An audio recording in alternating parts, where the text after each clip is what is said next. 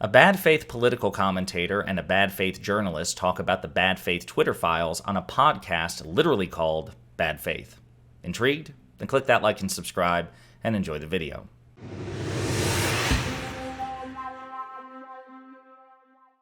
So I know I said a couple of videos ago that I hoped I was done talking about the Twitter files, but unfortunately I gotta break my word a bit because I saw this clip from two people who really annoy me, and it's about the Twitter files, and I feel like it needs to be addressed because it actually discusses a really important part of the Twitter files and the congressional hearings surrounding the Twitter files that I've been harping about, so we just gotta talk about it.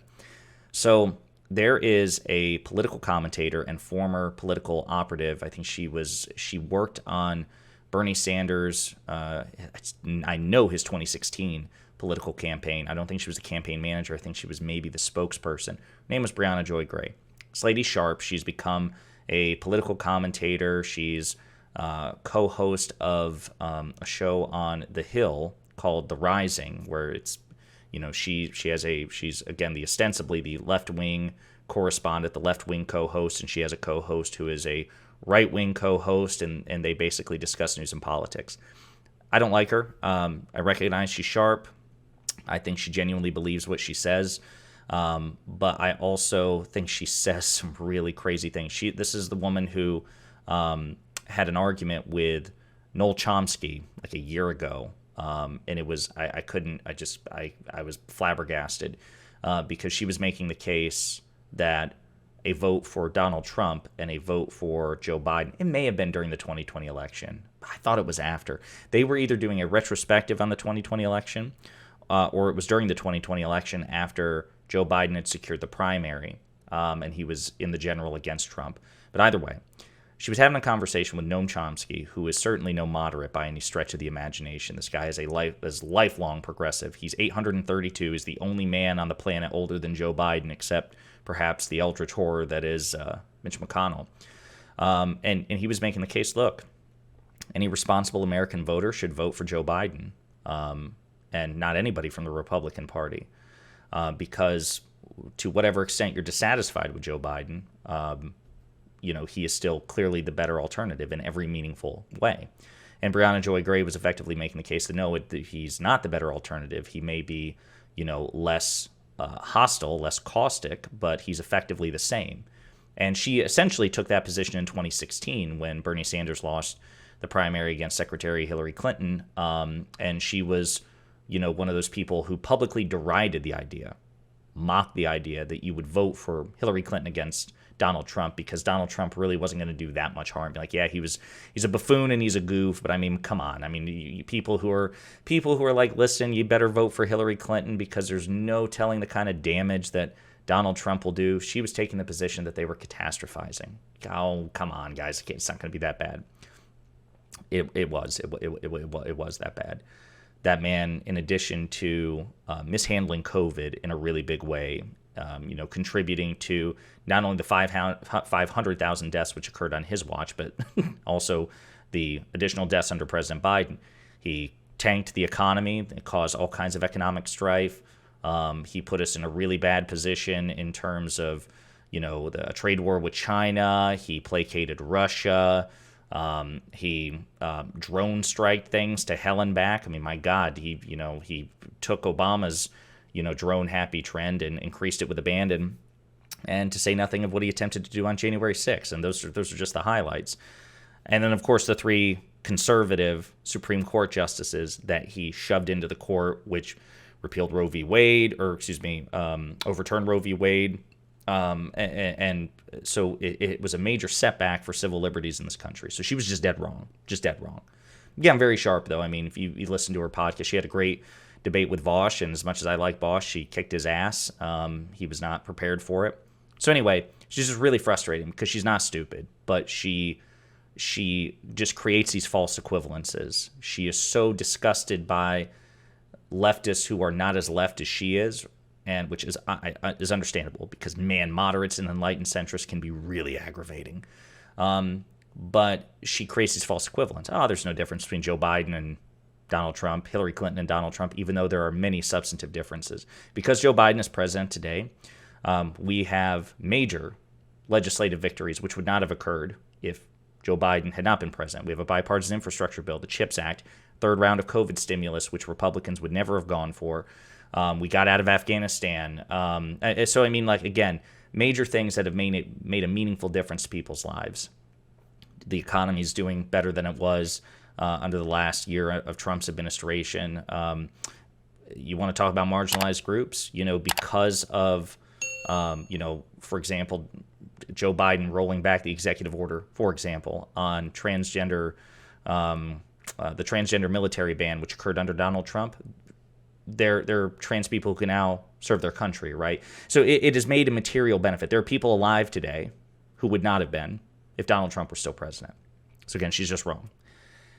Well, she had a conversation with this guy here, Matt Taibbi, who is one of the writers of the Twitter files. And again, we've been talking about Twitter files quite a bit,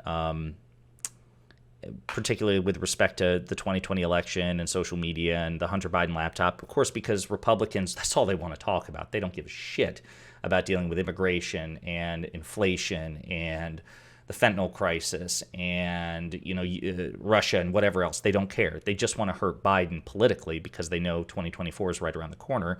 And the Twitter files and the Hunter Biden laptop story, all that's the way to do it.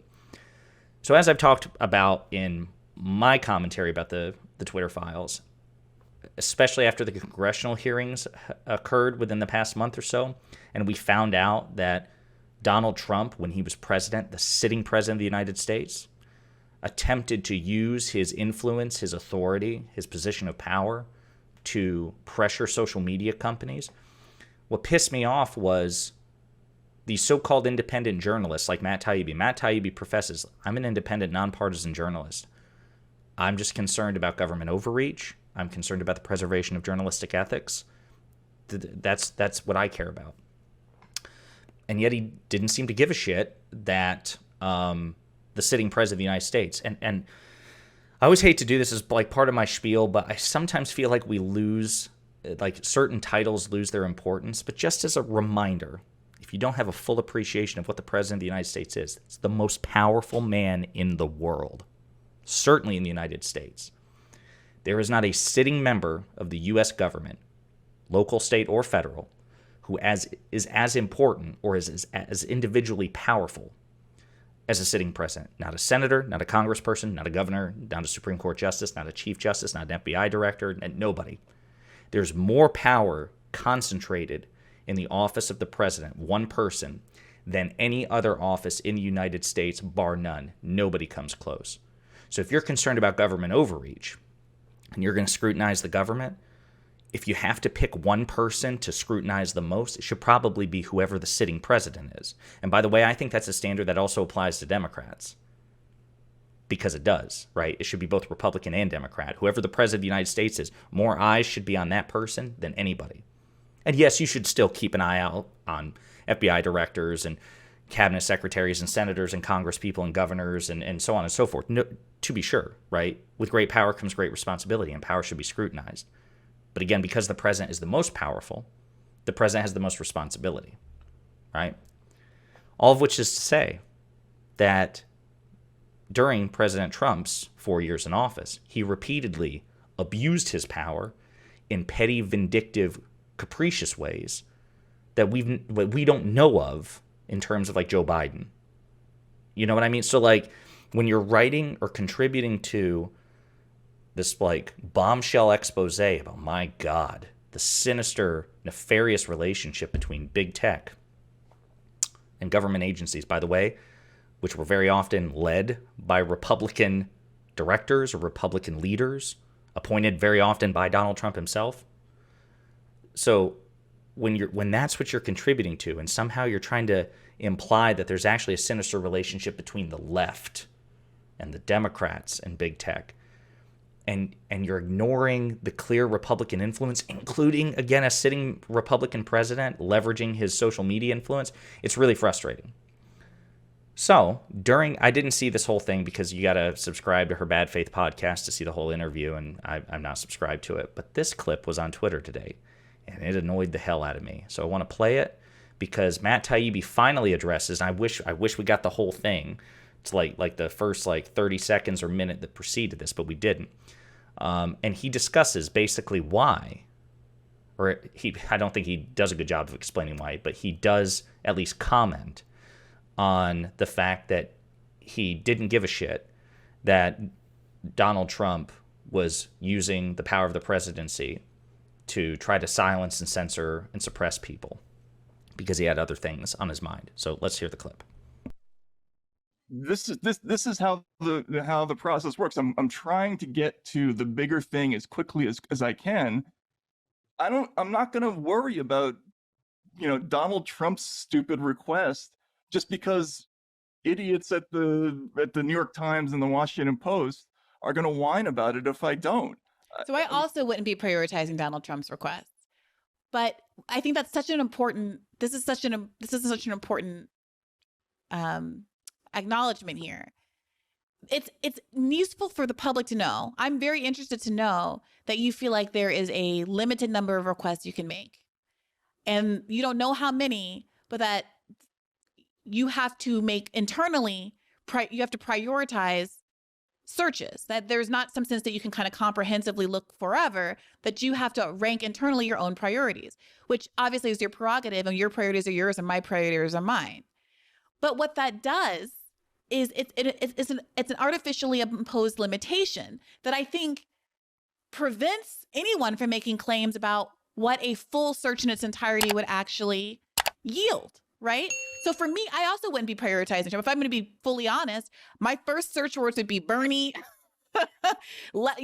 socialism, Bernie. I would go through all of my Twitter people who I know have claimed to be shadow banned and blocked and had their accounts taken down over the years.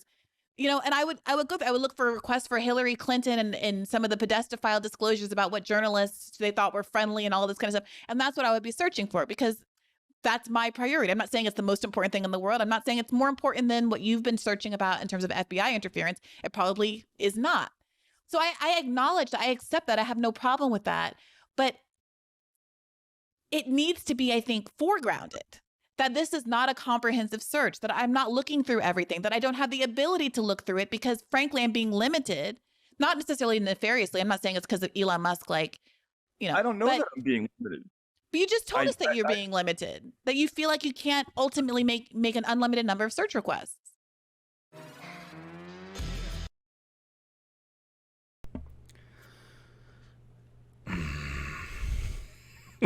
That drives me nuts.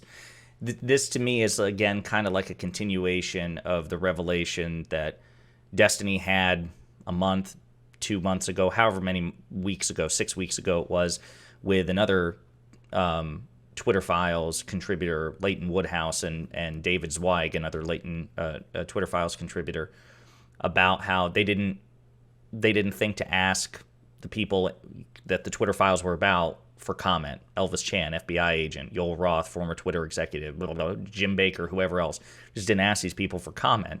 Journalism 101, because they had the information that Elon Musk gave them. I mean, my God, we have the receipts.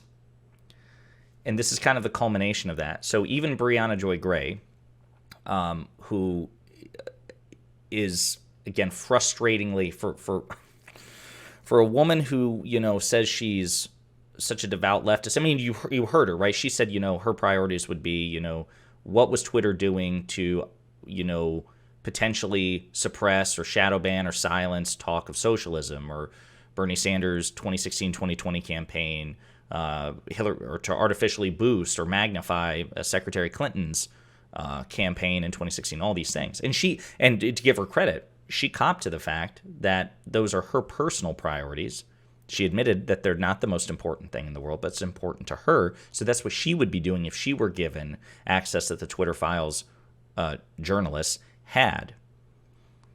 And I like the fact that she's owning that, because that's not journalism. That's her being, a commentator and an activist, which fair enough. But Taibbi's supposed to be a journalist. And for him to just say, I'm not going to I don't care about Donald Trump. And notice, again, Donald Trump, like he wasn't the president of the United States at the time all this happened. He's saying he doesn't care that the president of the United States made these requests.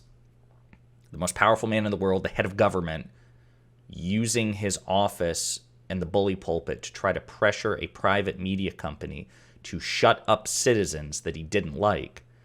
And as the conversation developed, even Brianna Joy Gray called him out on it. You didn't get carte blanche to look at whatever you wanted. You didn't get an unlimited, unobstructed search. You had to make your priorities known to Elon Musk's engineers, and then they would provide you the information or some information, maybe all, maybe most, maybe some, maybe a fraction, pertaining to the things that you said were your priorities. The chain of custody in this information is so much more twisted and longer. It's a longer chain. There are more links in the chain than these people wanted to give us credit. There was the perception that Elon Musk said, hey guys, I'm going to toss you the keys. You look for whatever the hell you want. Take your time, whatever you want. Just don't publish anything, obviously illegal, right? That's not true. They had to think about what they wanted, which is obviously informed by their biases and their, right-wing talking points, which is what it is. Matt Taibbi regurgitates right-wing talking points as much as Glenn Greenwald does, and people like that. Like, oh, I'm a nonpartisan independent journalist. I used to be a leftist, but yet everything he does is just criticize the Democratic Party, run interference for the right, ignore the crap that the right's doing. That's bias. That's partisanship. And so there you go. I mean, he didn't even offer a substantive reason other than just, I don't care. He's more concerned with Donald Trump's FBI having any sort of interaction with Twitter, which is perfectly legal, and there's been no compelling evidence to the contrary. He's more concerned about that than an office which is more powerful than the FBI, the office of the presidency, the White House, right? Because the FBI is just as powerful as the FBI is. It's just a little bit of the federal government that operates under the purview of the president. And you don't care about that? So anyway, it's really frustrating. I feel very strongly about it. And now, hopefully, especially after my recent conversation with Counterpoints, hopefully I won't have to talk about the Twitter files again. But then again, I said that a few days ago, and here we are. So don't hold your breath. Hey, you! Thanks for watching. If you liked the video, and I hope that you did, please hit the like and subscribe buttons below. And if you absolutely hated the video, the best revenge for you is also to hit the like and subscribe buttons below. That'll teach me. If you want to share an opinion or share some feedback, go ahead and leave a comment, all right? 2023 is a year of change, hence the aggressive rebrand and commitment to new content. Inspired by my friends Luke Beasley and STV Philly, my personal goal for this channel is to hit 40,000 subscribers by the end of the year. So I'm hoping you'll do me a solid by spreading the word and the videos to potential fans and hate watchers alike. And in the meantime, we'll be pondering politics again with you very soon.